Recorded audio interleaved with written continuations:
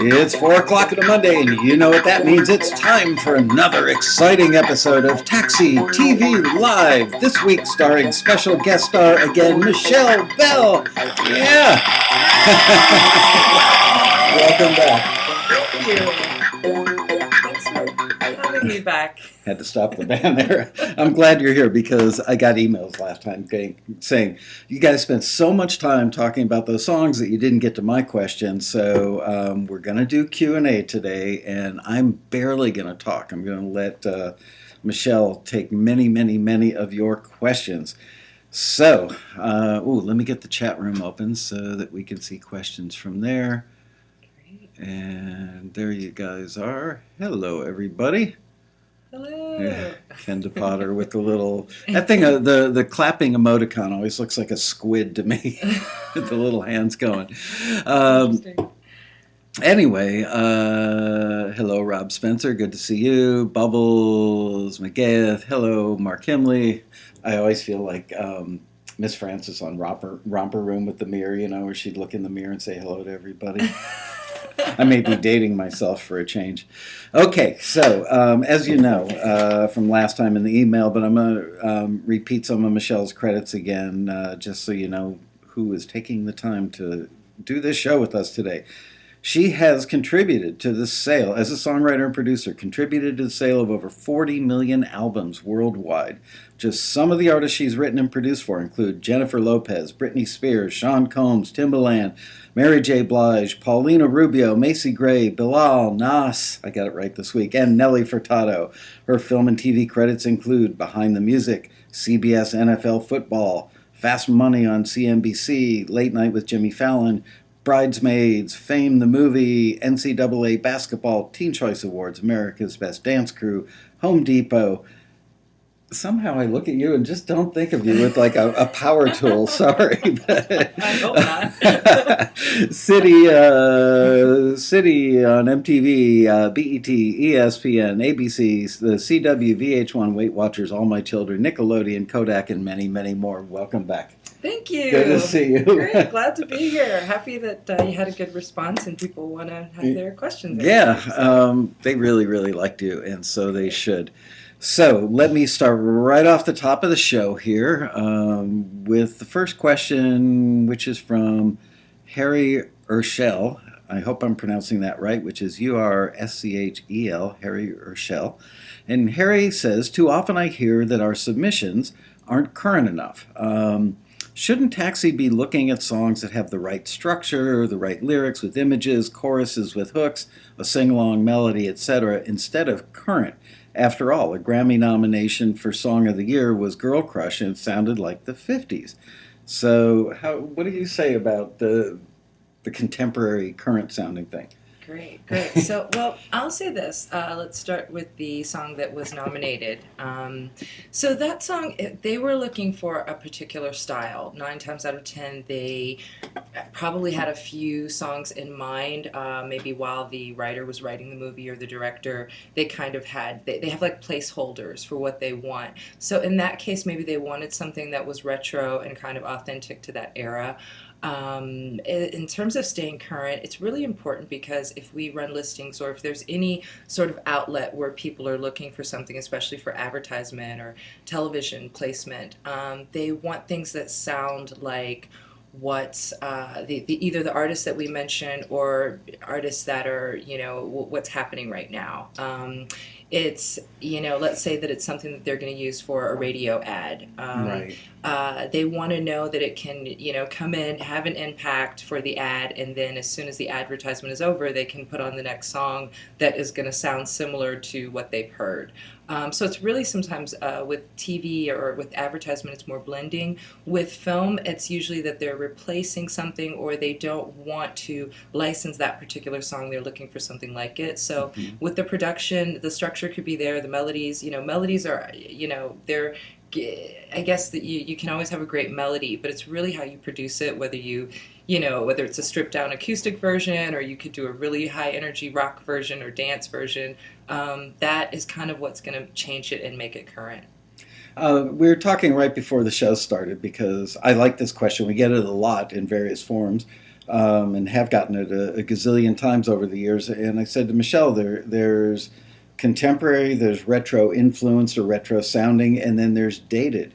And I think that dated is the thing, unless they say they're looking for retro influence and it sounds a little dated, they may go, okay, I get it. But if they're looking for contemporary, which is a word we use a lot in listings, and it sounds dated, doesn't that take you out of the running, especially in the world of records and radio, if the other people that are pitching are pro writers and their stuff sounds really hip and contemporary? Yes, I mean, when you're writing for albums or for specific artists, it can't even be current to what's happening now. You really have to kind of think ahead to what the next phase is going to be. Which is hard, right? Yes, it's hard. You want to stay accessible, so it should sound like it's going to fall in line with something that they've done before. And again, like I'm saying, a great melody and a great lyric, no one's going to turn that down. They may have ideas about how to change up the production, so really the melody and the lyric is going to be the focus at all times. But that production, you want to be competitive. I did a panel with a writer, Michelle Lewis, who used the term turbo pop, which I thought was really, really smart, because it's like there are people who are just doing this super polished, well produced. It just comes in sounding like it should be on the radio, or it could play next to something else, and it still doesn't mean that it's going to make the album. But it's such a competitive world that you want to make sure that your production is competitive with everyone else's. So, what can you do? I've heard, I mean, look, there are only so many notes, and sometimes just the sequence that the notes are in can make them sound dated and not fresh and contemporary or forward thinking. How do you personally stay on top of creating melodies that sound like they haven't been done or sound old or dated?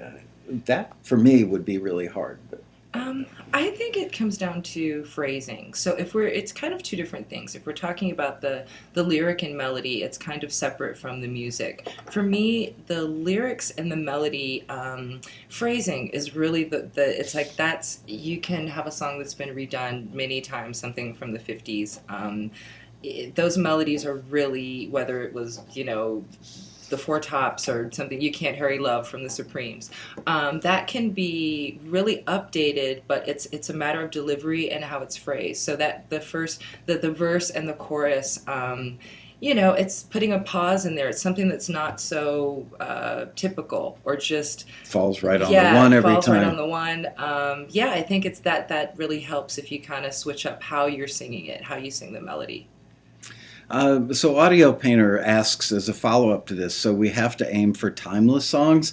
That's almost a whole other category beyond retro, dated, contemporary, and then there's timeless. How do you create timeless? So timeless to me is more melody and lyric. That is, like I said, production can always be changed to fit the song. Mm-hmm. But if you have a great melody and a great lyric, that is something that is timeless. And I think anytime that you're using trendy words or trendy lyrics, I mean, really timeless for me, ballads are probably the easiest, ideas that are going to be considered more timeless. But you can have a great dance song like I Will Survive. The lyrics for that are just amazing. Or there's a lot of songs that I think the melodies are catchy. Up-tempo, it's just sort of that super easy, catchy, melodic chorus that's just going to stay inside of your mind, and no matter what the production was like, it sticks. So Meghan Trainor, all about the bass. All about that bass. Yeah, I mean, it's so incredibly simplistic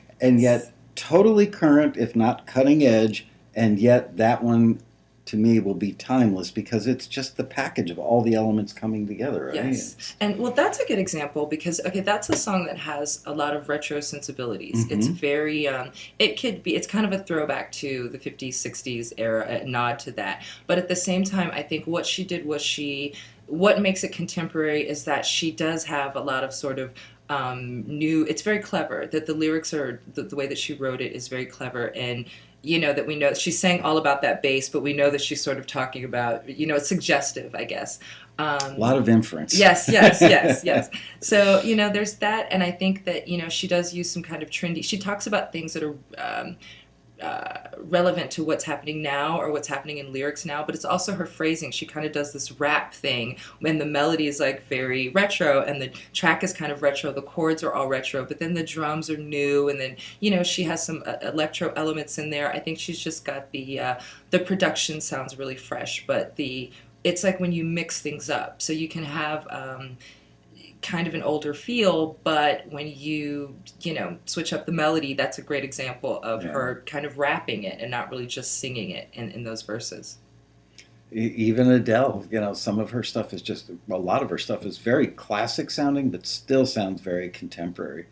And I find myself really analyzing her stuff, going, okay, this is practically a piano vocal, yet it sounds so contemporary. But you're right, it's, the way she phrases the vocal, the way the melody is phrased, it's nuance. It's true. And a lot of songs like Adele or John Legend's All of Me, you'll find that they become big dance hits because you can just speed it up or reproduce it, and then it's a fast track. So Yeah. that's kind of a moment where you have a timeless classic melody, a great lyric, and it's just produced in a different way. Speaking of production, Joe Porcelli says, "Do you demo your own material or hire musicians, singers, etc., for a formal recording session?" Good question. So it depends on the artist. If I'm pitching a song for someone with a huge voice, absolutely not. I'm not gonna sing it. I think it's kind of knowing your parameters for things that are fun or youthful or kind of need a certain attitude where it's more attitude than singing. Some of them I will, but for a great demo, if it's something that I really want to sell and it's just a singer that has either a really unique voice or a really big voice, it's always best to hire a demo singer. Right. A demo singer can bring a certain feel to it. So there are a lot of songs that I hear and it's like, wow, this is pretty great, but the singer's a little pitchy, or it's a guy trying to sing for a female, and it's like Hmm. some people have an amazing voice. I know a lot of writers that have amazing voices, and whatever they sing, it's gonna sell the song because their voices are so great. I've got a pretty good voice, but I also know my limits. I know which artists I can kind of emulate, and they'll get what I'm trying to do, and then certain artists, there's no way. Yeah. Yeah, or even someone like Ariana Grande, her voice is so big and special and unique, and it's also very sweet, and she's got a lot of control. But that's something I'd hire a demo singer for her. And nowadays, people used to say, I live in Des Moines. Where am I going to find a demo singer? Well, there's this thing called the internet now, and there are tons of services out there, and individuals that hire themselves out. I know that taxi members find collaborators on our forum. We don't run listings for people, to hire people and do that sort of stuff, but members meet each other at the road rally in the chat room here, and it happens quite organically. StudioPros.com is a service that a friend of mine owns it, but I'm not plugging it because it's a friend of mine that owns it. I'm plugging it because I hear good things about them, and they've got a range of singers that you can use. So you're not getting a country singer on a pop song or vice versa. Yes. So the internet has made it easy for you to find the right type of vocalist. Um, I used to subscribe very strongly to the, if you're pitching a male artist a song, you should do it with a male demo singer, and preferably even in the key that that artist would normally work in, and the same would be true for a female. I've definitely noticed in the last year or two, we get a lot of listings that are looking for, let's say it's a female artist, and they'll say, but we'll listen to demos with male or female vocals. That's become much, people are more lenient, and I'm not nuts, right? You can tell me if I am, but Yeah, no, I think it's a great singer. I work with a number of incredible male writers who have their voices are just amazing and they yeah, can sell it. And I think it's also, if you have a guy that has a strong falsetto or he's just really doing unique notes, at the end of the day, I think A&R people, they want to hear the emotion and the feeling. And if you have the right texture and the right feeling. If you're submitting for someone like Beyonce, a huge, incredible voice, or Kelly Clarkson or Katy Perry, really big voices, a great song with a male singer will still translate. So I think as long as it depends on the genre. With pop and R&B, you can definitely have a male singing for female, or even a female singing for male, because again, it kind of comes down to the feel of the song, the phrasing. Yeah. That's what makes a difference. Emotion. It's I've heard demos with people who would not consider him or herself a singer, and neither would either of us. Yet they completely sell it because that song means so much to them, even though the lyric may be general and universal. The emotion is so strong, and they wrote the words, and their delivery, while it might be pitchy and a little raggedy, it Yes. just makes you cry. And how can you not love it? So it's not always about being like an American Idol singer. Absolutely, it's not. I think American Idol has trained us to some degree to think that it's all about the big voice. I think it's more about the connection now. It's not. And to add to that, there are singers who have amazing voices, but I think it's sometimes they're just singing and they don't Hmm. think about what they're singing. I've worked with demo singers who are incredible, and it's like read the words and really understand. And sometimes if you have someone who, if you've written the song, obviously you're much closer to it than someone who's just learning it for the first time. But I think it makes it, a big voice, like you said, doesn't always mean that they're going to capture the emotion or really hit the beat of where the words go or the emphasis, or Yeah. and that makes a difference. So yeah, I agree. You don't have to have an American Idol voice. It just depends on what you're pitching for, what your song is, where it's going to go. Frank Sinatra, maybe still the reigning king of interpreting somebody else's lyrics. When he sang it, you felt like he wrote it. It Yes. was coming out of his heart. Okay, moving on to another question. This one's from Steve Barua. Again, I hope I'm getting that pronunciation right. And this says lyrics, colon. So obviously the topic is lyrics. I often get feedback saying my lyrics are too vague. You also said in the last show that lyrics should be specific and conversational. But what about the great songwriters? Lennon, McCartney, Bowie, Dylan. No one understood what the hell they were talking about. I mean, in Dylan's case, nobody understood sometimes what he was saying at all, let alone what he was talking about, or still. And then the gentleman inserts a grin emoticon. But they wrote the most amazing songs. Aren't vague lyrics better so the listener can let their imagination run wild? That's a good question too. Yep. So that goes back to what I was just talking about with emotion. There are those songs, we're talking about, those are singer-songwriters, they're artists. It's very different when I don't want to say very different, but when you're writing to sell songs as opposed to writing to sing them, it can make a little bit of a difference. I think the emotion that they put into the song, obviously they knew what they wanted to say and they knew how it should feel, but it doesn't matter whether the lyrics were vague because it was really their delivery.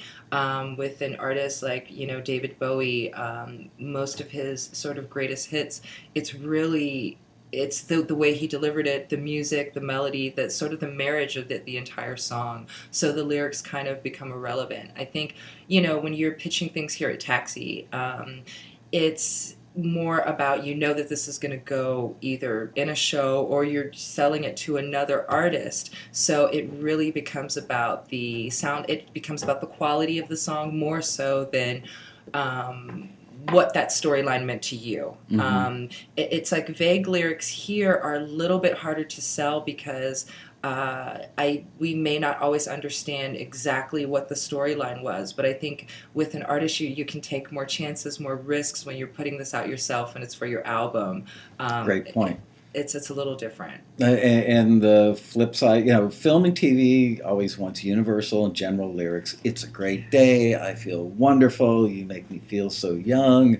I stole that from somebody. Versus a country song.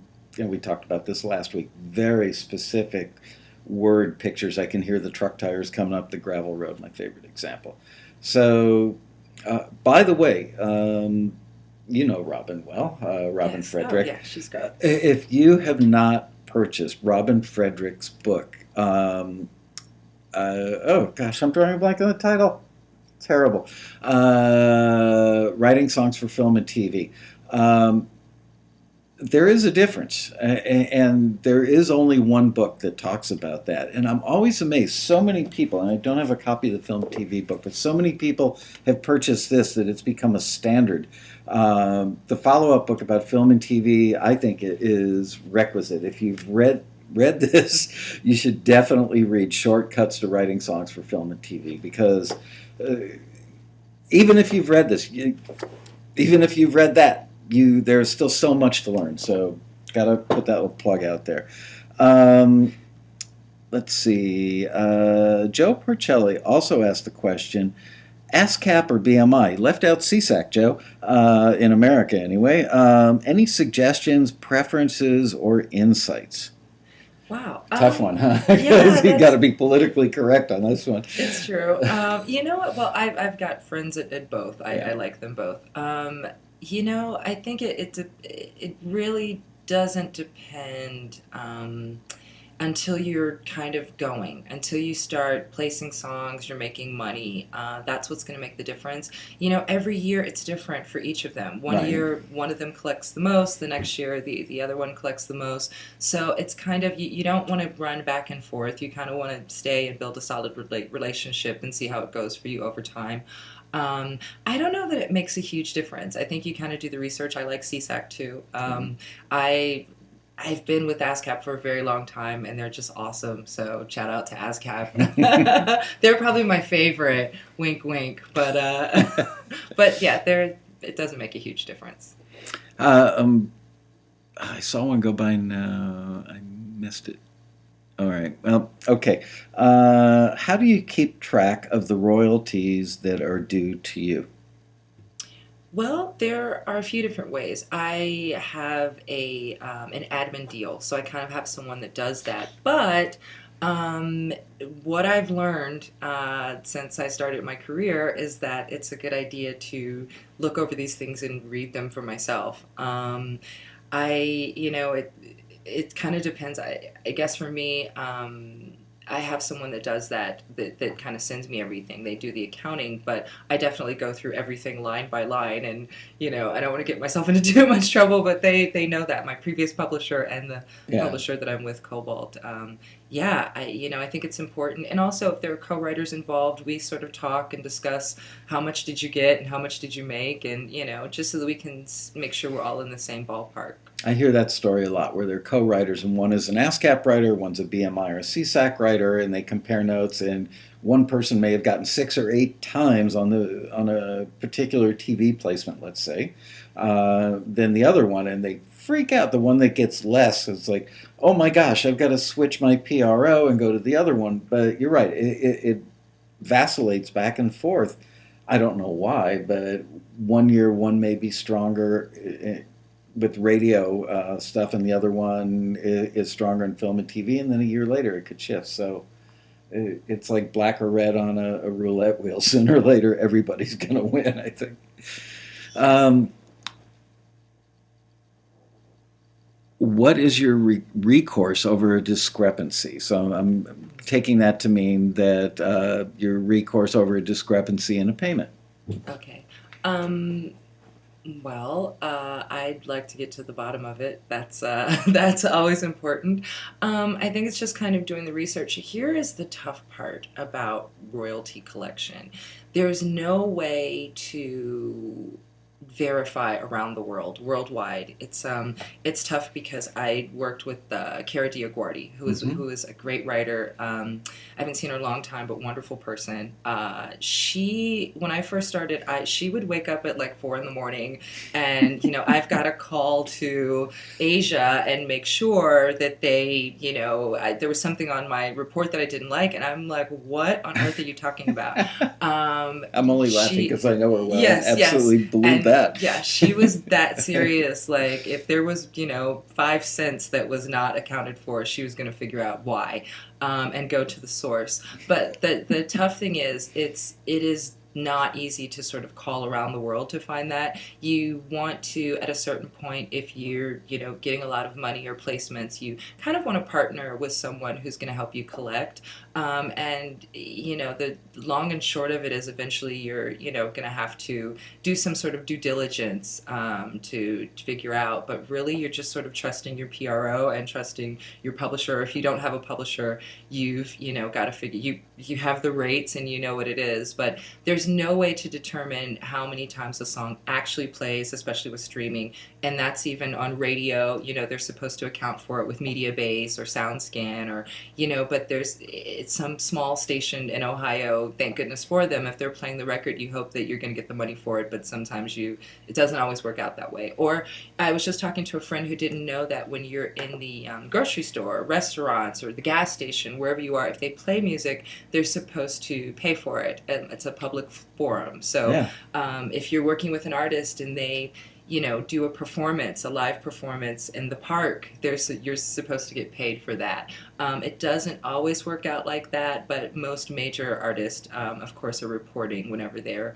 singing songs. TV and film, it's a little easier to pinpoint, but again, it just depends on, when you get contractually foreign territories, and it can get a little muddy. So, And it really comes down to the person filling out the cue sheet, yes. and no matter which country. So yeah, it's very problematic if something is played, let's say in Thailand. Well, first of all, the cue sheet's filled out by the person who's working on the show. But let's say that you had a song that was published by an American publisher that has a representative in Thailand. That representative pitches the song for a TV show that's actually produced in Thailand and then airs in Asia generally. You've really got to hope that person filling out the cue sheet did their stuff, and then you've got to hope that the money goes from whatever the Thai PRO is to the American affiliate, would be at ASCAP, BMI, or CSAC. So you could wait a year and a half easily for that money, right? Yes, or even longer. With certain countries, they are 2 to 3 years behind. Wow. So you may not see royalties for a very long time. It's tough because there's just you can't really pinpoint. And like you said, it could be the smallest thing. If someone fills out the paperwork wrong, I've worked with people and there isn't an E at the end of their name, or it's just there are few people with the same name that are signed to the same PRO, Right. and they may get your they don't do it often for larger amounts of money, but there have been times where someone else, I've seen that on my statement, and it's like, I didn't write that song, I'm not really sure what that is, but it also makes me think, did someone else get my check? So yeah, you do have to do a lot of double checking. And John Smith A, if he gets a check for $12,000, may not pick up the phone and call the PRO and say, by the way, I think I got the wrong check. Exactly. Until John Smith B goes, shouldn't I have gotten a check for $12K? All right, let's see. Come on, guys, cough up some more questions. Questions are coming. A lot of commentary from you guys, but no questions. And I see the size of the chat room has doubled in like the last 5 minutes. So, all right, shoot us some more questions. I'll fill one in until we get there. But which genres are most likely to get cut in your estimation? We talked about radio and records last time. That obviously pop would be the big one. Urban, hip hop, urban influence pop. Those are all very popular on radio. What about film and TV? Have you noticed any trends about genres that seem to be kind of evergreen and always getting cuts? Yes, I think you can't. Two things. I think you can't go wrong with sort of a fun dance pop melody. That's always kind of consistent. You know, I think for daytime, that's always going to work for commercial advertisement. Film and TV, it's more the same thing. There's always going to be some kind of background scene, especially with primetime, happy, family TV shows. There's always that, it's sort of movement music. If they don't have scoring, if they have something in the background where it's, something like The Middle, that show. I think we talked about this before. If there's a scene at a dance or something like that, or rock is another one that you really can't go wrong with. Rock is again, everything kind of comes back to contemporary and not contemporary. With rock, it's kind of more indie folk, met with kind of a country pop sound. Hybrid. I think any kind of hybrid music, I keep using that over and over, but I It's think true. that that is kind of what's becoming the new classic a little bit when you have more than one genre. I just saw recently a Lincoln commercial with Matthew McConaughey, and I know that they had been on the lookout for music that was really, the way that it was described to me was kind of electro met with jazz, but they were open. Yeah. And I'm not sure if this was a new commercial, but I heard the music and I was like, wow, that's really kind of, it's a little hip hop with some jazz elements, but there's some acoustic guitars, really, really cool. So I think it's, that hybrid, a mix of genres. And they were clearly, I remember that, seeing that pitch out there, that brief, and they were clearly looking for something. I mean, look, the guy's like sickeningly handsome. And although he can be, wear a pair of shorts and no shirt and play bongo drums in his front yard, stoned out of his gourd, I think he's a little famous for that. At the same time, you put the guy in a nice shirt or a tux and stick him in Yeah. a Lincoln, and he's like Mr. Sophistication. So they wanted something that would appeal to the people they're trying to sell the car to, which is sophisticated. Yes. And yeah, that could come in several forms within a range. Um, Somebody asked what you use as inspiration for your songs. Oh, okay. That's a good question. Real life. Real life is always the best way to go. Whatever's happening right now, and good or bad, is the most true experience.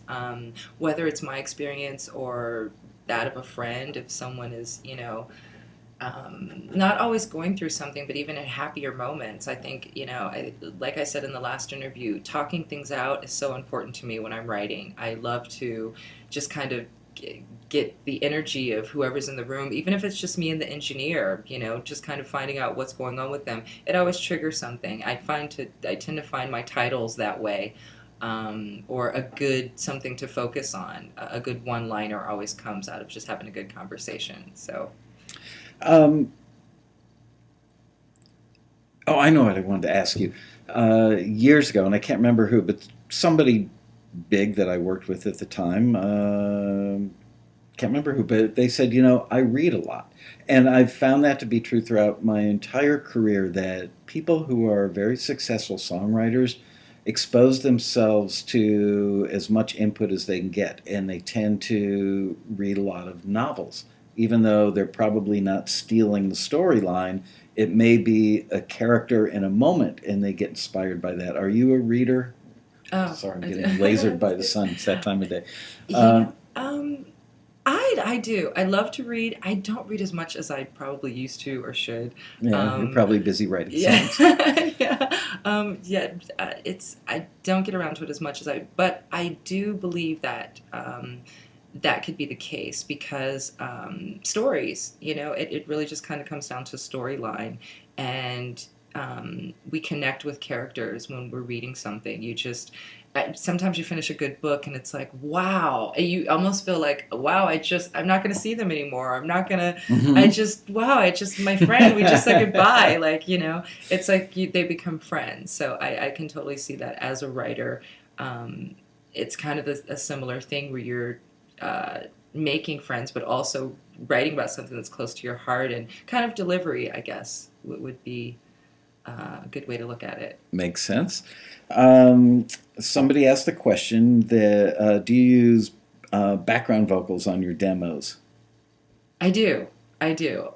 Usually the background vocals, I'll, kind of handle those things, or if it depends on if the singer, if we've hired someone, then they'll do the backgrounds. But it also depends on the song. A huge ballad, maybe not so much. Pop dance song, absolutely. Most of the time, the A&R, they want to hear exactly what it's going to sound like. And also for the artist, they don't have a lot of time. If you're working on an artist that's going to cut your record, they're not. They don't. They want to come in and just sing it. So most of the time, they keep the backgrounds from the writer, the producer. who submitted the song. Even if they're an incredible singer, it just kind of saves them time. It adds texture to the song. So a lot of songs you hear on the radio have backgrounds from other people included. William Andrew just asked, you ever use sound effects? I'm paraphrasing here in your intro, like street noise or a door closing or a sigh.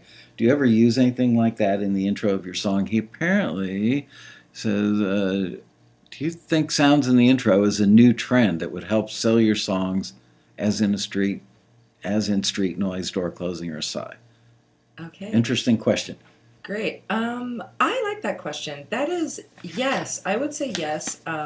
One thing I don't like is talking in the beginning of the song. I think it depends on what you're saying. Sometimes talking works, sometimes it just is not, it's too outdated.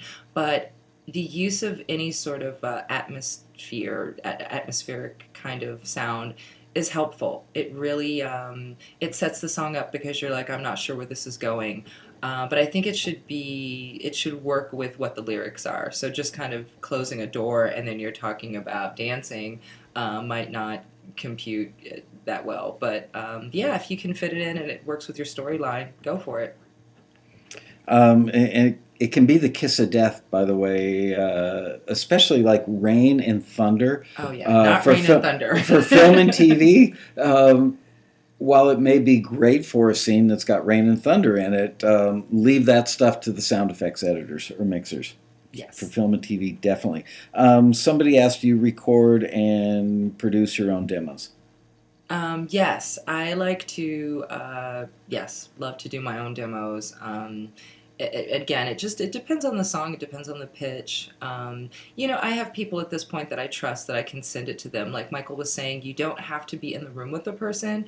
I can send the track and send, kind of just a scratch vocal and know that I'm going to get something back that's great. That's kind of a new thing for me, but I actually love to do that. If it's a really great singer, I'll let them come up with the harmonies and the arrangement. And I think in the beginning of my career, I was really just, it had to be me. I had to be there. I had to give all the harmonies, all the melodies. And, there's so many, I think we don't use as many melodies as we did kind of in the early 2000s now, or as many harmonies. Most songs don't have, five or six kind of overlapping harmonies. So I'm always open to collaboration. So it's great to hear what a singer wants to do. Somebody wants to know. It scrolled off already, but basically they were saying, is it important how you look if you're pitching songs versus trying to be an artist? Okay, say that again. Is it important to have the right look and be cool Oh, if you're just pitching songs? oh no, I don't think that matters at all. No, if you're just songwriting, I think what's important is that you are familiar with other songs on the radio and other things that Yeah. are happening and trends that are happening in music and not just listening to music that you like. I think it's listening all across the board. Really, that top 100, the top 50 songs even, it's not just pop music or rap music or R&B or country. It's really mixed up. So you want to you want to listen to the radio stations that are playing everything. And I think that that's helpful. It helps you when you're thinking about how to make something mainstream for sure. People, especially my generation, are very resistant to what's on radio today. And yes, I personally hear a lot of stuff and go, okay, it all sounds largely similar, not exactly the same, but it sounds factory like. But yet, then somebody like Lord comes along, or all about that bass comes there. Gautier. There's always something new and different. Ed Sheeran, I think, is just amazing, and he's pretty chameleon-like. Kind of has a range. He can either be, just a guitar vocal, very soft, sensitive guy, or he can be a real poppy guy. Um, People don't want to get out of their comfort zone. This is what I do. This is what I like. Therefore, I'm going to hate everything that's out there. And I think they're missing opportunities. Yes. And also don't assume. Sometimes, you'll hear one song from a person, and YouTube is kind of the best thing because you have the chance to listen to so many different songs and so many different artists without committing or paying Yeah. for streaming or, having to buy the whole thing. It's just a great place to do research. I was just talking about all the different James James Bay, James Blunt, James Blake, James. There's a lot of different James, and they're all kind of in the singer-songwriter category, but all very different. James Blake is really one of my favorites. Really soulful but met with electro, and then James Bay is this really great indie rock, just super singer songwriter, awesome. I've worked with him, by the way. He's amazing. And James Blunt is a little more, I think, kind of commercial meets all of those things together. So I think, yeah, staying familiar with what's current, what artists are out there, and even if it's not something that you do, it's helpful. Somebody asked you to describe the, I think they meant the process or where Like I'm Fallen came from. Tell them about how Oh, that came, how you birthed that song. great. Like I'm Fallen, that must be a Britney fan. I get a lot of questions about her music. Yeah. That was actually a song that we didn't have a musician there. We were just kind of in the studio working on tracks that day, and I think we were over the track. We just didn't want to hear any more tracks.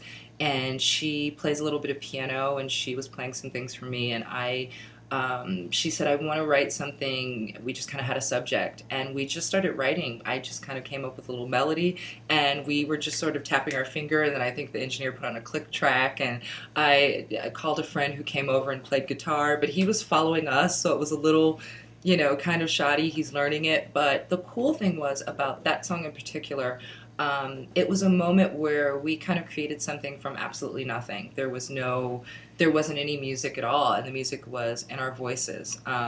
That's something my mom taught me how to sing and really how to harmonize, and that's something I learned from my family. Everybody was a musician or singer, or just that's my family background is really heavy in music. So my mother always told me there's music in your voice, and when you find that key or that melody that suits you, it's going to always be beautiful. You can sing it a cappella. You don't necessarily need to have music. So that moment with Britney was really special because there wasn't any music. We just kind of did it on the spot, and it's really a testament to her because she was able to kind of just go over it over and over, and it's tough, and we were kind of harmonizing, and it was great.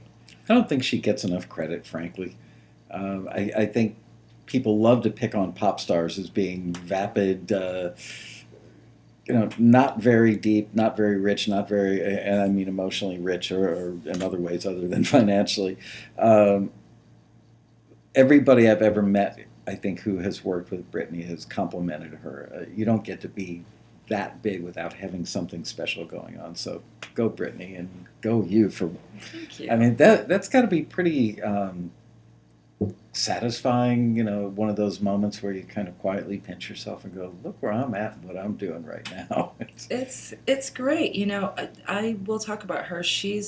I think she just like I was saying, it's hard to sing a song when someone else wrote it, but not only just sing it, but to take it on and make it your own.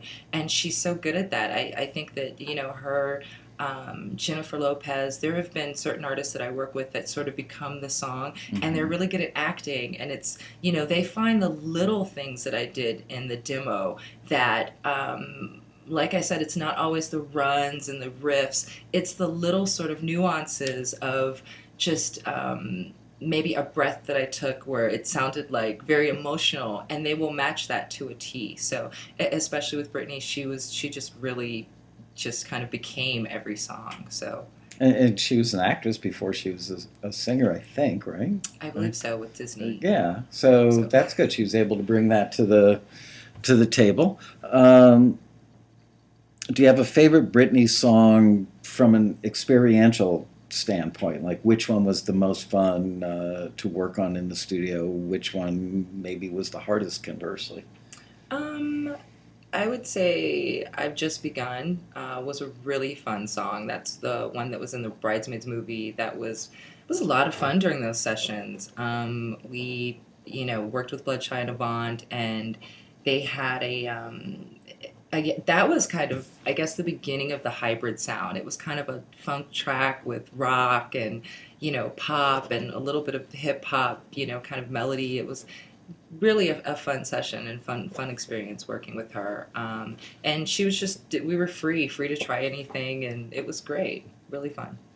Um, Somebody asked the question: has your style changed um, so that in order for you to stay competitive? Do you have to work at changing your style, or do you just do what you do? How do you stay competitive?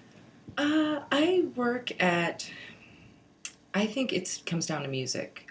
For me, it's I work at not working at it. That's the best way is to not think about it too much and take it too serious. Wow, you're blessed. I think A lot of well, people don't have that thing. Yeah. I think for anybody, you can if you when you overthink it or when you go into it. When I first moved to LA, I worked with a lot of producers who Max Martin really was just sort of really. I mean, he still is. You know, in terms of pop music, he just had a stronghold and still does in pop. And I would work with people who we had to listen to one of his tracks or to a Stargate track, and that always bothered me because we're trying to sort of not really copy but get the vibe of that, Hmm. and they already did that. They probably did this 3 years ago, so by the time we listen Yeah. to it now, it's already been out for like 3 or 4 months, but also they probably wrote this 3 or 4 years ago. So if we just kind of come up with something that is accessible, sound wise, sound quality, but if we sort of think forward, that's much better than thinking about what's happening right now. So I try not to think about it too much in terms of staying current or competitive. It's more about having the right feeling. If it feels great, if I know that this story is true, and if I'm co-writing with someone and we both sort of you just have that moment where you know, or it feels very personal and almost a little vulnerable, where it's like I don't want to share this, or I need a moment, or I need a break, or everybody gets a little there's a tension, or even if I'm writing by myself, if there's a moment where it feels like this is a little too personal, I know this could be something great because somebody else is going to latch on to this. How do you get past that? I just read a great quote yesterday about somebody doing a nude scene in a movie, and they said, you don't even think about all the people that are going to see it, which would freak me out if that were one of my daughters.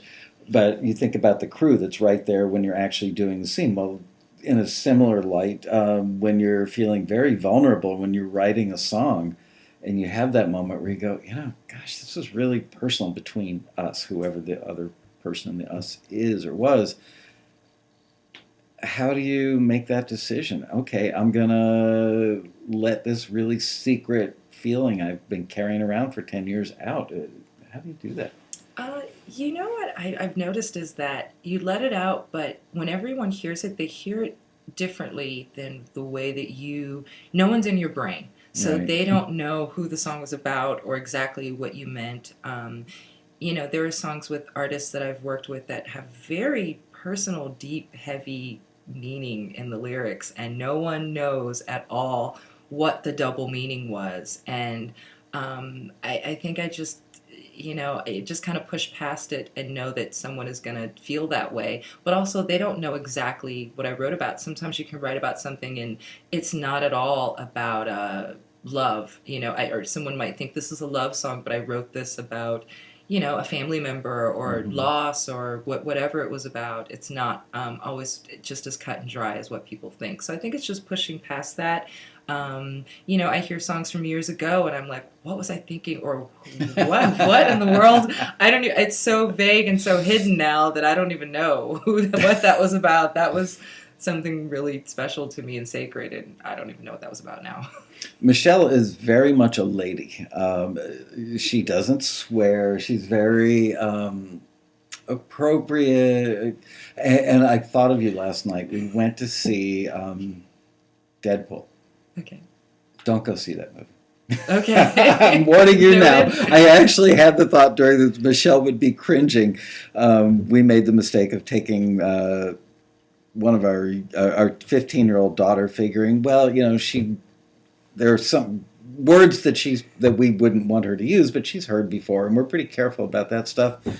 Deb and I were just sitting there, just dying. That movie, very inappropriate. So don't take anybody under 30 to go see that movie. Just telling you that now.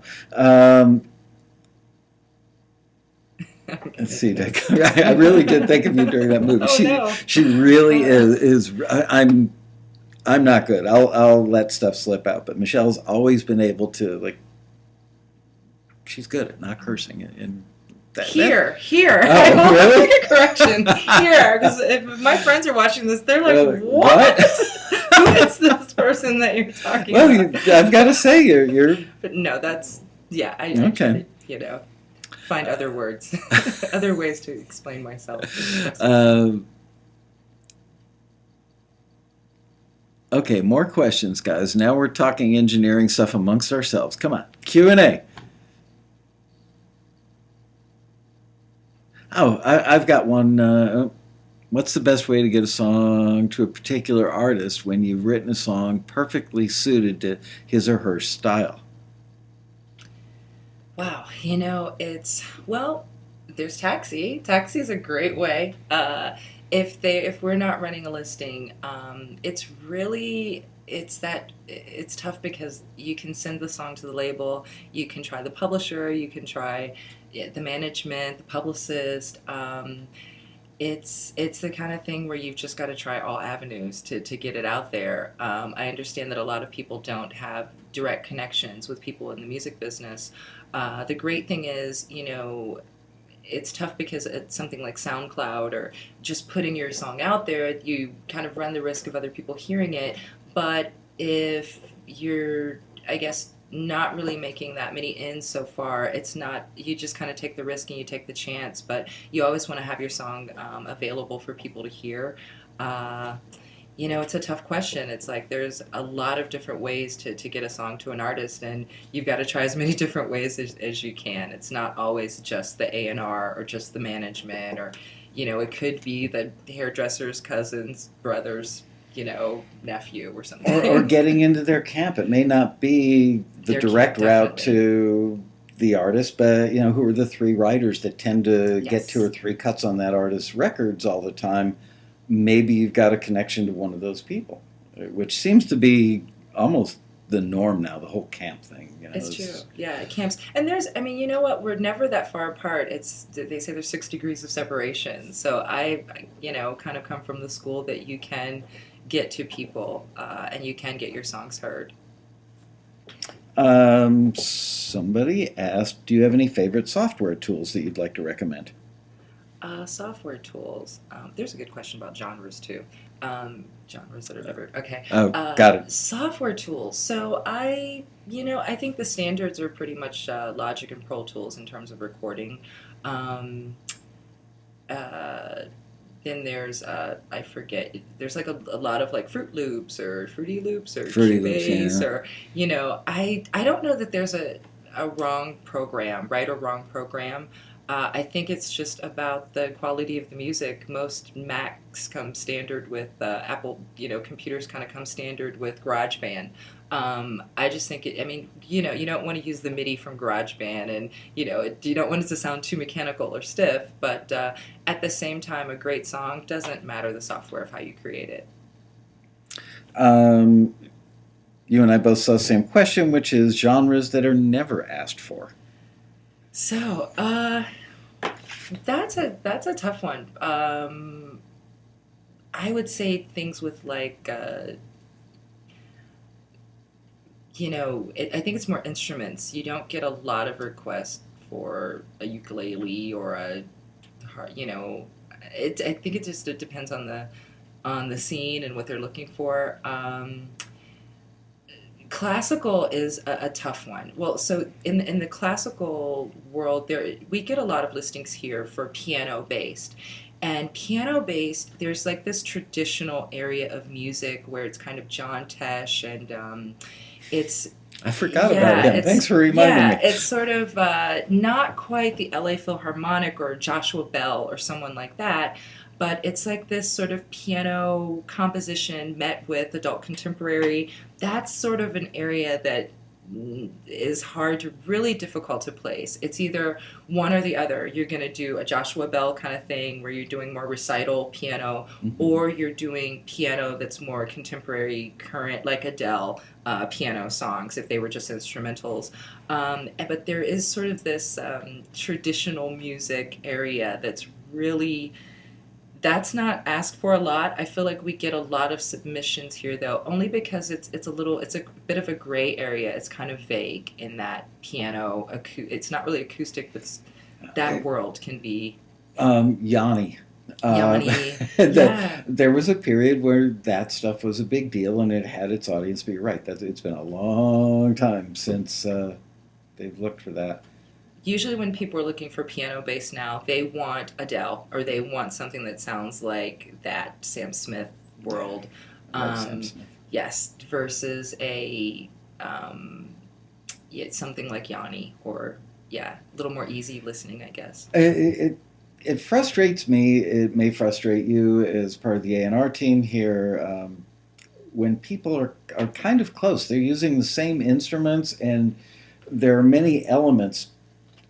Their stuff may be dated, but they're not that far away from bringing it into contemporary. Yet they go in kicking and screaming. This is what I do, I just want to like reach through the wire and go to their house and go. You're only 15% away from where you need to be, Yes. John Tesh. You know, It's to true. make it like cool and hipper, but people get stuck. And I think authors go through that. Maybe painters, all artistic people probably have a thing. They become really good at it. They're masterful, and they just get stuck. It's sad. Yes. Anyway, that was commentary, not a question. When you've got a great song that can be done in more than one genre, do you think it's wise? This is a great question. You think it's wise to record it a few different ways, country, R&B, acoustic, etc.?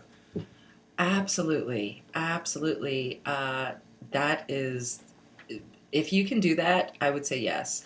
I will say this though, it's kind of jack of all trades, master of nothing. You don't want to Mm-hmm. do too many genres that you're not familiar with. So I would say if it's something that you know you can do very well, then by all means do, you know, we have a few members here that I've heard their songs, and they'll reproduce it with a female vocal and then a male vocal, or they'll have a stripped down version. And it's like, wow, I'm so happy that you did that because this song was just like Michael said, you were 15% away, and now this can go forward because it's much closer. It sounds better with this singer, or it sounds better without the drums, or yeah. So definitely try it in a different way. Don't be afraid to do that.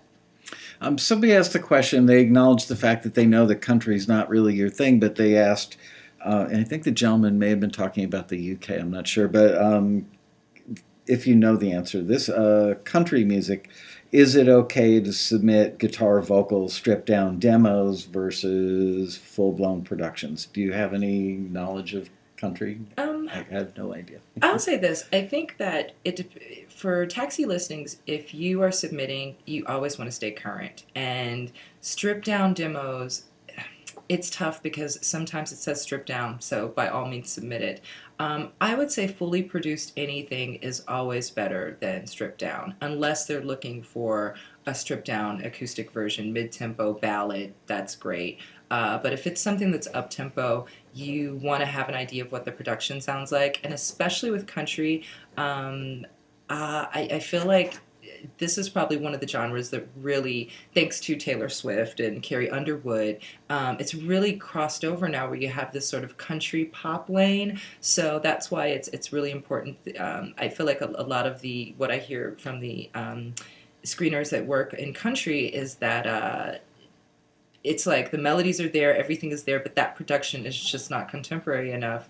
And you know, so again, fully produced songs will work better depending on what you're submitting to. Yeah, we actually will ask people when they run listings, do you want fully produced demos or do you want stripped down? I would say 20% of the time they'll say, I actually, because they tend to be producers asking for that, I'd rather hear it stripped down because I'm going to take it somewhere. Versus if you're pitching to an artist, they're probably going to want to hear it fully produced. Just a guess. Yes, definitely. You mentioned ballads. Let's talk about ballads. This is we could almost do a show on this entire topic. Um, Ballads are heartfelt. Ballads have a lot of emotion. I think that ballads may be easier to write through the lens of less production involved to some degree. Uh, but yet there are far fewer slots for ballads, I would say, on radio. Radio wants tempo. What's your feeling on ballads versus up tempo stuff? Uh, I think you can have a ballad. It's the driving feeling more so than the tempo, because the tempo can still be very slow, but if it feels like the song is building and it has Mm. drive behind it, um, uh, Adele's Hello, by the end of the song, it feels like it's picked up steam and that it's going a lot faster than when it started out. It starts out really slow and, there's not a lot going on, but by the end of it, it just feels like it's she's going somewhere with it. It's like a train that's kind of on the track, and it just really picks up steam. So I think that those are the ballads that are really successful, the ones that go somewhere and they just feel like they're getting bigger and bigger. And that doesn't mean modulating or that the key is changing. It just kind of means that more elements are coming in, and with every chorus, you're adding something new to it, and yeah, a new idea, new phrasing, new melody I over was top. hoping you were going Yeah. to mention phrasing because that's something that I've noticed that um, Anthony and I will be working on listings. He'll send me his draft of a listing, and it'll say mid to up tempo, but the references are almost down to mid tempo. But I can definitely hear why he used those references because they have an up tempo feel because very often of the vocal phrasing. Sometimes it could be something as simple as a guitar lick or a little piano hook that makes it feel more up tempo than the actual, if you were to sit there and check it with a metronome, you'd go, all right, that falls in the range of mid tempo at best, but it feels more up. Yes, or a hi hat. A hi hat makes a huge Yeah. difference. I'm a big fan of the hi hat. Yeah, the hi hat can definitely make a song sound It's all faster. about that hi Yes, hat. it is. um, Somebody mentioned "Unbreak My Heart." One of the Diane Warren. I mean, if she accomplished nothing else in her career, coming up with the lyric "Unbreak My Heart."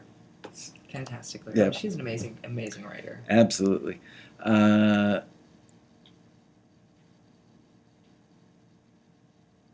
Michael and Michelle, talk about tempos, please. Asaf, can you be a little more specific? Because yeah, kind of general, but we'd love to. Somebody saying elaborate on the hi hat. The hi hat. So, well, the hi hat for me is like we were talking about the driving feeling. You can kind of have a kick drum and a hi hat can really change the tempo of a song. If you have something that's more mid tempo, um, kind of a 16th pattern with a hi hat is always going to make it sound a lot faster. But if your melody is, if you're singing slower, if your chords are, following behind much slower, that kind of that's the driving feeling for me is the hi hat. To add for, I think, Maroon 5 does that really well. I think about Coldplay, that's huge for them. That's always sort of their build up. You're going to hear some kind of hi hat coming in.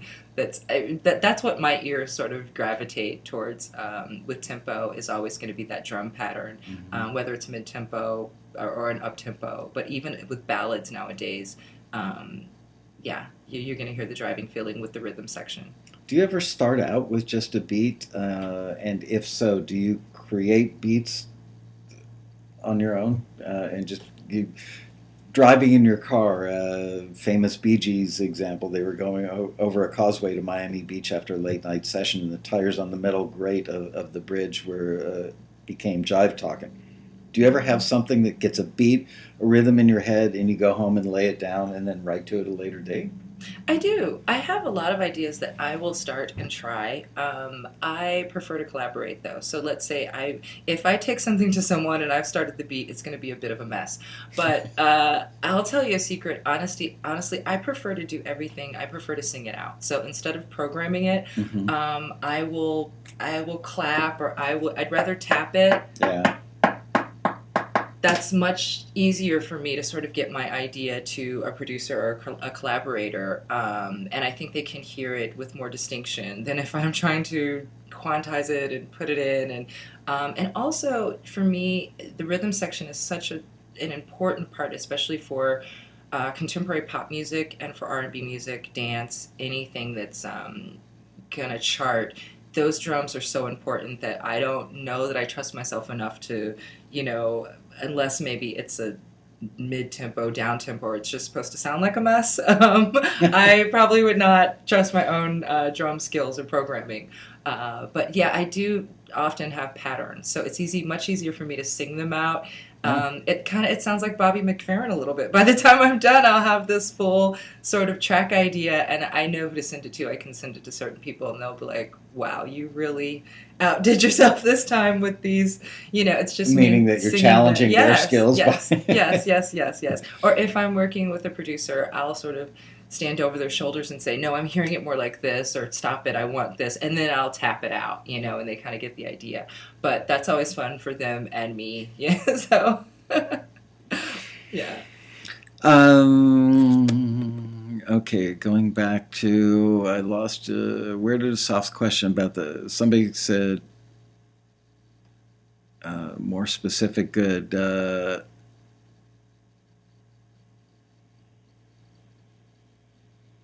I lost that. Tennis shoes, sneakers, and the clothes dryer. Oh yeah, I'm reading somebody said they wrote to the rhythm of their ceiling fan. I just heard a band called Tennyson, and the young man, I think he's like super young, maybe 18, 19. He has the most annoying sounds. One of the sounds was like the car door when you leave the car door open, and it's like that little like sort of bell sound, and he incorporated that in the track, and I thought that was genius. And then he had another one where he used the phone off the hook sound, and Ooh. like one sounded like sort of a washer dryer kind of thing, and really creative. It kind of became this like jazz, I don't know, experimental trip hop kind of thing. But yeah, that's always awesome if you can use that kind of thing in a song. I won't mention the drummer's name, but many years ago, probably in the mid 90s, a taxi member was offered a record deal on DreamWorks. And the guy didn't have a producer or a manager, and he asked me to go with him to meet. I can't think of his name. Not Mo Austin. Somebody that used to Lenny Waronker, who's a god amongst A&R people. And I went with this guy to the meeting, and Lenny said to him, "So who do you have in mind for producing?" And he went, "Him." And he pointed at me. I had no idea he was going to say that. I had done 3 songs in his apartment in San Francisco with him for demos on 8 tracks of ADET. And so I said, "Look, I've got a company to run, but I'll do 3 rhythm tracks." And my only request was that we did it with a full band in the room, because I much prefer that. And so we had a very famous, like one of the 3 or 4 best drummers in the United States. And when we started writing down the rhythm track, I noticed the assistant engineer who was sitting about this close to me started because he was watching my face. I'm watching one of the few world class drummers that I had not yet recorded, and the turnarounds sounded like sneakers in a clothes dryer. They were just so horribly off, and I'm just sitting there like looking at the meters, looking at faders, looking at compressors behind me. And by the time I finished looking around, the assistant engineer was on the floor holding his gut, laughing his butt off. And I finally said, what is up?" And he said, "You don't know, do you?" And I said, "What?" He goes, "Everybody in the world knows this but you, that he's got the best backbeat of any drummer out there. His groove is amazing, but we wait until he leaves the session, then somebody else goes up and we punch in the fills." Oh, And I'm not going to tell you who so that drummer funny. was, but I Wow. mean, this guy, you'd instantly know. And I was Wow. astounded by that. And it was like sneakers and a clothes dryer, and it was interesting. But anyway, somebody asked the question, do publishers have a preference? Do publishers prefer to sign, and I'm interpreting the question here, do publishers prefer to sign writers that mostly do 100% of their own writing versus people that co-write? Wow. From a financial standpoint, 100% is great, but the longevity with 100% is not always certain. It's not certain for any writer. So they're looking for longevity. That's really what they want. Is it doesn't matter whether you have 100% of your song. I mean, they'll sign you if you have 5% of an amazing record that's going to be placed and played everywhere. it doesn't really matter the percentage as much as if they feel that you have longevity. There are a lot of writers that I work with that have probably small percentages of huge records. So Right. over time, it kind of evens out, I guess. Someone who has 100% of one record. And they don't have a lot in 10 years as opposed to someone who's getting 10%, 15%, and they have 20 records that, are charting. It's, probably more money in it for them. So Do LA writers subscribe to what most Nashville folks do, which is if you're in the room, you get an equal share? And their theory in Nashville is, hey, one day you could be hot, next day you could be making the coffee and happen to be there. But it all works out in the wash over a period of time. Is that a thing in LA, or is that just a Nashville thing? I think with every writer, co-writes, it's really important to establish how you're going to handle the splits. For me, if you're writing with someone over and over, it should always be equal splits, the same every time. I had a situation recently with someone, two people who I write with all the time, really talented, and one of them brought in a fourth person who we didn't know, and we just assumed we're going to do this the way we always do, and it ended up being an issue because they really were sort of like, well, this person did this and this person did that. And it was interesting because it was kind of dividing us. It was a situation where they were saying, hey, this person really wrote the bulk of this, but what they didn't see behind the scenes is that we write a lot together. Mm-hmm. So there may be days where, hey, maybe I wrote the most this time, but on our, we were together for 3 days, and in the last two songs, I was just kind of there and showed up, and Yeah. maybe that person had a better feel for it. So every song, I feel like you want the best song. So if you just decide on the splits, then you're not worried about, oh, I've got to make sure that I put in more lines. The worst thing in the world is collaborating with someone who feels like you're not taking enough from me or I'm not having my voice heard. And I think that people get nervous because they feel like they're not doing their share. But sometimes you can. I've worked with people who've only contributed one line and they got an equal share because it was the payoff line. It's the title. It's the name of the chorus. It's everything. You were here literally 5 minutes and it was worth it. You Yeah. you did that. So I like to be as fair as possible. I just think you just take it off the plate and then everyone can enjoy themselves and write something great. So, are there times where you'll start out a writing session where a new person comes in and you guys will have that discussion before the process, the creative stuff takes place, where you go, the three of us have written together 50 to 100 times before. We always do equal thirds. You're an unknown quotient. This is your first time here, so we're not so sure if we're going to give you a quarter. Isn't that counter to the creativity in the room? Yes. Well, for me, if somebody brings someone in, there's a couple different ways to look at it. Let's say it's a producer, and there are two, people that are going to work on the music, and then two people that are essentially doing the writing.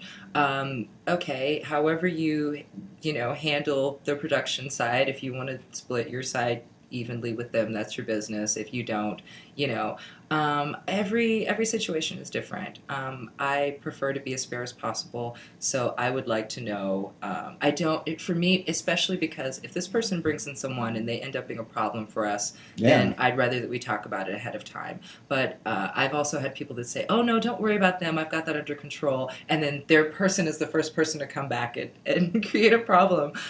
So yeah, I prefer to talk about it, but I think if you're talking too much about splits, it just takes away, it just kills all the vibe and the energy. I So would imagine, but you're right. I can see how that could come back to bite you on the butt in a really bad way. most Um, publishers prefer that you do a split sheet yeah, at the end of every session. I don't know very many writers that do it. It's just such an awkward moment. I think with most pros, you just kind of know. You don't even talk about it. You just know that, hey, there's four people here or there's three people here. It just depends. yeah. The split sheet. I can't think of anybody I know that's ever done that. But um, when you started writing, was there something or someone that changed or influenced you to become the success that you are? Good question. Wow. Let's see. I've always been influenced by just great music. Like I said, my family, a lot of musicians. My brother played piano and organ, so I would kind of wake up hearing the piano and the organ. So for me, when I'm writing, if someone's playing the piano, it's just kind of innate that I'm going to take to that or instantly hear a melody. Um, I think over time I've learned a lot from other people and their process. I'm influenced by so many great musicians, but I can't say that it's one genre. My mother was just all gospel, all day, every day gospel music, just nothing but gospel music. My dad loved jazz.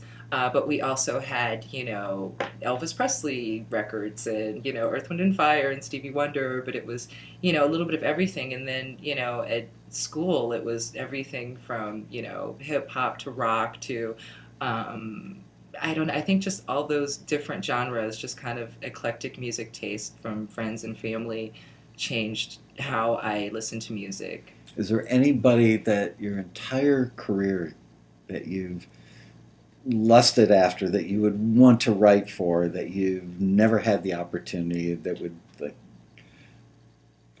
write for or write with? Could be like I've always wanted to do a collab with Stevie Wonder. Always get it. Well, I was going to say Whitney. Nobody's getting any songs to her, sadly. But anybody that is your brass ring that you've never had the opportunity to reach for yet?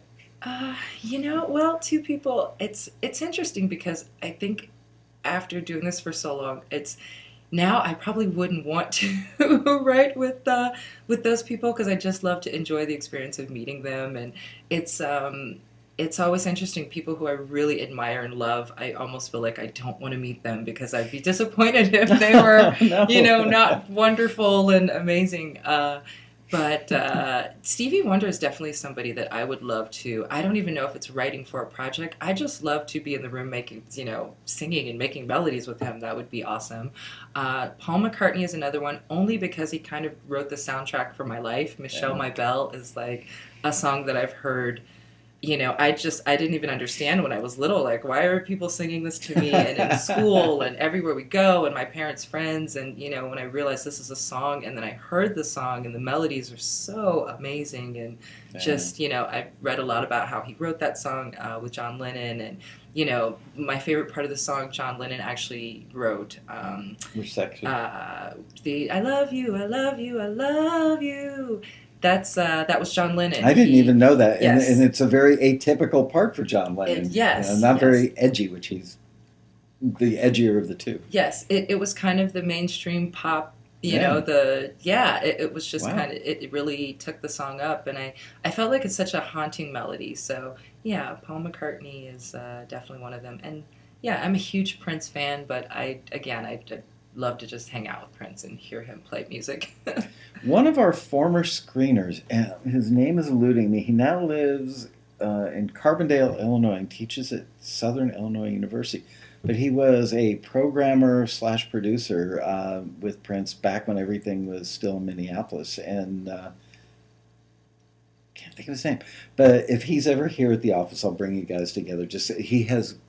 I think I've got some good stories about the good old days. He blows mine away. Ooh, it sounds Yeah, awesome. so we'll have to do a dinner with him, and he can just tell you Prince stories all night long. All right, a few more questions, and then we are done. How long has she been in this career? What kind of songs did you start writing at first? Instrumentals or songs with vocals? So let's break it down. Let's start with how long have you been doing it? Okay. I would say professionally, like late 90s. I signed with Universal in 2001. And it, had taken a couple of years to get to that point. So, uh, professionally, definitely early 2000s. Because I guess the next question to answer that, when I started, like I said, my brother played the piano. So I always tried to learn, but it just piano wasn't my thing. It didn't come as natural to me. I really had to work at it. So I would just kind of write these ideas just off the top of my head and then ask my brother to play them. Like, you have to play this. And, I kind of came up with the chords and, yeah, so I've always been writing. I think when I got to New York, really working with Sean Combs and his writers, that was what did it for me. They really, there was a great writer, Carlos Jones, and another young lady by the name of Mylika. I can't think of her last name, but the two of them kind of sat with me and they were like, it's great, but you kind of need to narrow it down. You've got all these melodies and, all these things that you want to do. And so I was just sort of writing things on my own.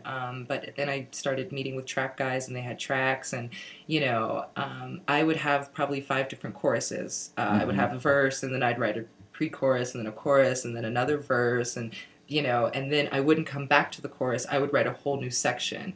So Carlos really sat down and said, "No, you want to come. You have to have something for them to come back to." And then it just kind of clicked. It really fell into place. So I had to learn songwriting, but it really came from collaboration and just working with people and them kind of saying, let's go over this again and again. So Uh, so many people think that you're either born a great songwriter or you're not, that you come out of your mommy's tummy amazingly good. And maybe once or twice in my career have I met anybody that was born with a God given gift that was fairly well or fully developed. Almost everybody has to go through the I've got it in me, but the craft. It yes. always goes back to craft. Yes, and there are little things that you learn about. I just think it's small things. When I work with new writers, it just kind of clicks in, and it's almost like there is some formula to it a little bit, and you take pieces of everyone's formula, how they work. Yeah. We talk a lot about Ron Feimster, and I love working with Ron. He's just good with people. He's so great and Sweetest guy in the yeah, world. very patient. His style is very patient and encouraging. And other people. I've worked with Toby Gad, who's written tons of amazing hits. He's more now. What do you have now on the spot? He's more high energy and fast paced. So I think there is no wrong way. It's just kind of all of these people that I've worked with have really shaped how I write music. Makes sense. Somebody asked earlier, and I didn't get to this yet. How much time do you spend writing on average per day? Uh, you know, there was a time when I probably felt like I wrote every day or had to write every day. Now for me, it's more quality as opposed to quantity. Because you did enough quantity that you can write quality. Yes, yes. Well, that and then also, songs, they kind of don't go away. It's funny, I feel like things that I place now are years old or someone will reproduce them or just kind of rework them. So as opposed to kind of forcing myself, I feel like the best songs come when I'm not thinking about it Wow. or I can hear a track and say, well, I really love this. And I'll listen to it 10 times and I'll have nothing. And then I'll just kind of, wake up one morning and I'm brushing my teeth and it's like, oh, I know how that goes. I don't even need to hear the track. I just know what the song is. I can hear the track still in my head. Will So you keep that stuff? I'm the kind of person that if I don't write down a note immediately, I mean, Deb and I were having a conversation last night, sitting on the bed watching TV or something, and I said, "Sorry, I've got to interrupt you right now," and paused the TV and had to write this down. And before I could even write it down, I forgot it. If I were a songwriter, I'd be a mess because I would. If I had a great melody, it would be gone before I got it down. Do you use a recorder, a notebook, or do you keep them up here? So, my thought is that the best melodies are definitely memorable. They'll come back. You don't really lose them. They'll come back. Or I try to hear it in my head. I'll just try to sing it over and over, and if it's good enough, it'll stick. And I mean, I like to go to my recorder if I think it's great, especially if it comes with a lyric and a melody. I definitely want to get it Mm. into a recorder.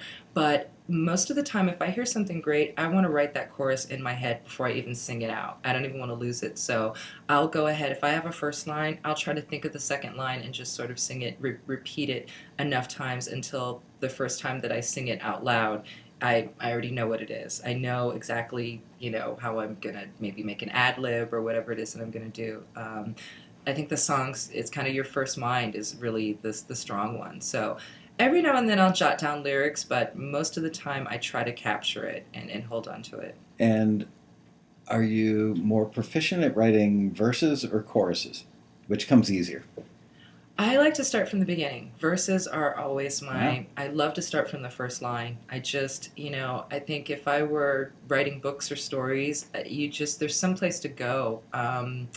you don't know what it's going to be. And I feel a little bit limited by the chorus. I mean, sometimes it just comes out that way that I'll have a chorus, or the lines are strong enough that it's like, this is a chorus and not a verse. So I think Hmm. that I'm writing the verse, but it ends up being the chorus. But I really like to not know where the story's going to go and just kind of take it from the very first line. That's really my favorite way to work. Let's talk about pre-choruses or B-verses. They fall in and out of fashion somewhat rapidly, in my observation. It's like one year a bunch of hits will have them, and then the next year nothing's got them. Where are we now? And yeah, where are we now with pre-choruses? Are we in a pre-chorus stage, or are they out of vogue? I think we are, I think pre choruses are still big because it depends on how you define it. For me, it's that moment where you're moving out of the verse, and the pre-chorus could be only two lines or Mhm. two, a very short, simple melody that just leads into your chorus, and then sometimes your verse.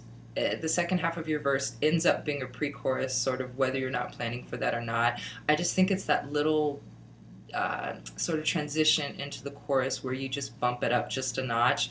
And it's not always, I kind of look at it in terms of like a ski slope. It's not always a steep slope where you have to go up at an angle. Sometimes it's just a little hill, or, it's just kind of a step sometimes. It doesn't always have to be a big, huge moment where we know this is the pre chorus.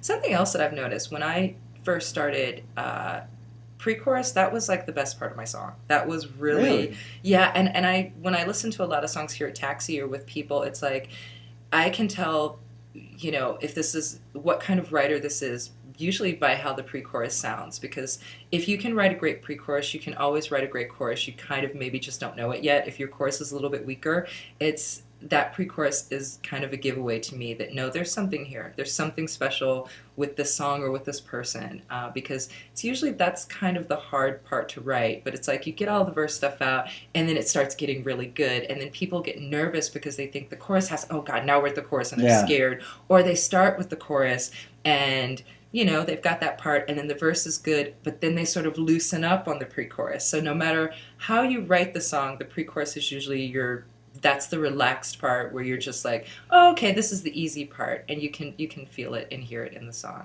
I have that same feeling about bridges. When I hear somebody write an amazing bridge, I think of them as an amazing writer because I think bridges are so important. And many people can't write a great bridge, but when you can, you've earned my respect. I love a great bridge. Let's see, how are we doing? 4 more minutes. Okay.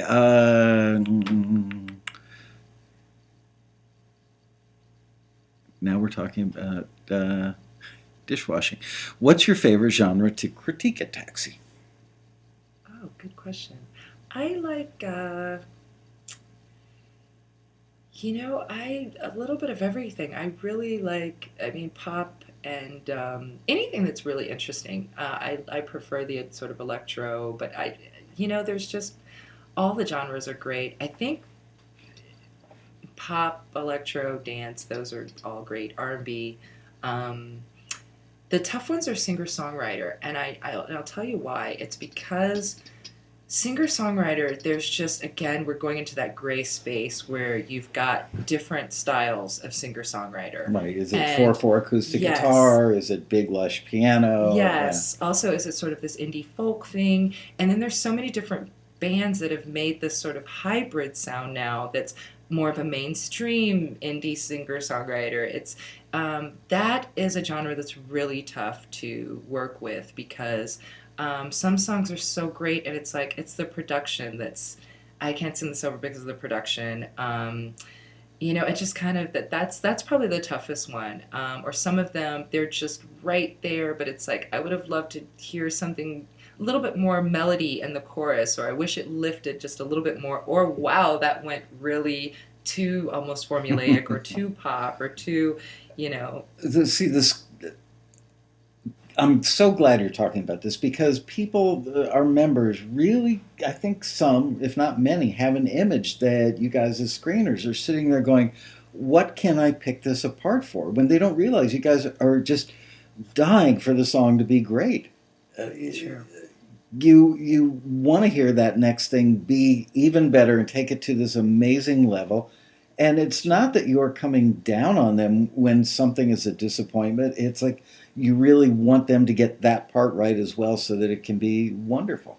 Yes. So, yeah, I Yes. just put a bunch of words in your mouth, No, but no, it's true. Yeah, that's it's always so close. And there are times when it's like, I wish I could tell this person, no, submit this for another listing. This would have been great for that. I hope that yeah. you submitted for that listing because it's much closer. But I understand that's kind of a confusing genre, especially now. It's tough. And even pitching to music supervisors, sometimes I think if something is just almost right there, I'll still let it go through because I feel like if they can hear this, and it's really the melody and the lyrics. Someone asked about that earlier, if Yeah. the formula is there. And there are times when, yeah, if the formula is there and I feel like the lyric is there, then I will absolutely push it through. Maybe the production is a little bit left of center, but I'll still push it through because I think it's just not dead on. That's actually what makes it great. It's a little more The interesting. the members don't believe that our screeners do that. So there you go. You've got a great screener going on record. Also, there are times where we know that something's going to be used for background source out of a jukebox. And really, what the producer and the music supervisor are looking for is something that sounds like a contemporary hit that's 50 feet away. So even though the lyric may not be perfect, it's going to carry the scene because it sounds like a hit, So right? true. And then the members get upset with us because that same song might go to you for a record label thing. Big artist, big label, very high bar, and the members go, well, it got forwarded for that, but it didn't get forwarded for that. And it's difficult for people to put themselves in our shoes to understand that different rules apply depending on the context. It's true. Yeah, It's so true. And there are it's times when, I'll hear something really eclectic and really unique and really interesting. It sounds very artistic, like it's an artist song, or an artist should belongs on this. Whoever submitted it, they should sing it and put it out. And I always wondered. It seems like they'll submit for something that's not quite close enough, but then it's like, I would like to see them sort of submit for things that are more for an A&R or for an yeah. artist. I think that's where you want to take the risks, are if you're submitting for an artist. If you're submitting for film and TV, they want more sound alike or just kind of right down the middle, mainstream. Um, but with A&Rs, their ears are a little bit more open. Especially today. Yes. I think we talked about this last week. I think they're more desperate than ever to find fresh, new, and challenging to a point. Challenging in a good way. All right, one last question. Then we're already a minute over. Got to get caught up with you guys. Um, okay, this is last question. Is Michelle one of the speakers at the Road Rally? I'm going to take that one because it'd be weird for her to take it. The answer is yes. She was on a panel 2 years ago, with Ron Feimster, nephew, and Barry Dvorak, and it was strikingly good. And Michelle is at the Road Rally every year. You can actually do a 1-to-1 with Michelle. So you know what? If you live in China, fly over because you can sit down with Michelle, have 15 minutes one-on-one without me doing this stuff with my hands, and yeah, she's there, and this is the level of talent that we bring to you at the Road Rally. So with that, I would like to say thank you so much. Again, Thank look at you. that. It This flew was by fun. an Yeah. hour and a half, just like that. And thank you guys for joining us, and I will see you again on Taxi TV, I'm Thank sure. you. Bye. Bye, you guys. See you next week.